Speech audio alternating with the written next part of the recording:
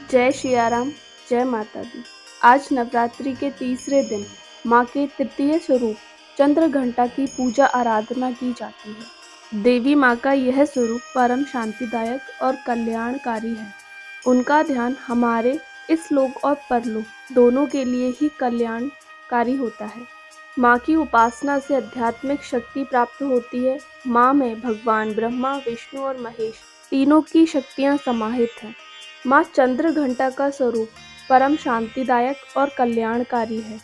माँ की कृपा से समस्त पाप और बाधाएं दूर हो जाती हैं।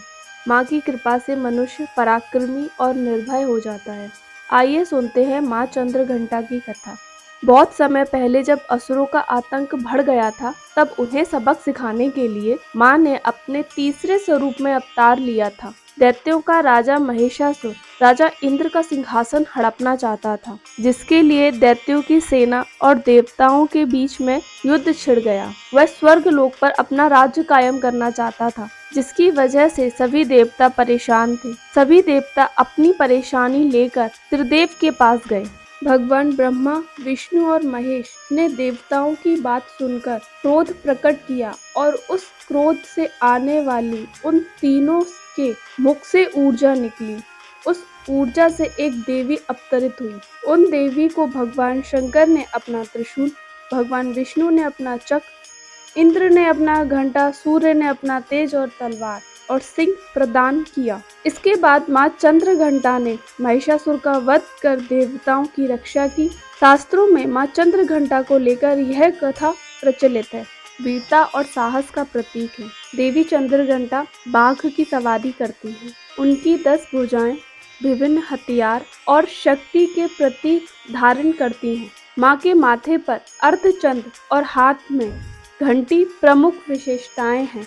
माँ चंद्र घंटा की पूजा करने से व्यक्ति को शौर्य, पराक्रम और साहस की प्राप्ति होती है।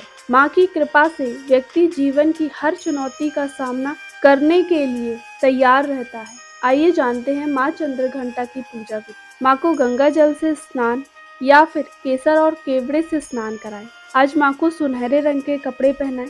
माँ को सिंदूर, अक्षत, गंध, धूप, पुष्प में कमल और गुलाब का फूल अर्पित करें।